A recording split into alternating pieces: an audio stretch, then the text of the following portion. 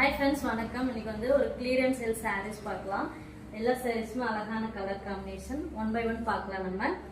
பாருங்க கோல்ட் கலருக்கு பாட்டில் green. sarees வந்து உங்களுக்கு பீகாக் ஃப்ளவர் வரும். பியூட்டிஃபுல்லா இருக்கும். கான்ட்ராஸ்ட் பல்லு ப்ளவுஸ் தான் வரும். நெக்ஸ்ட் கலர் பார்க்கலாம்.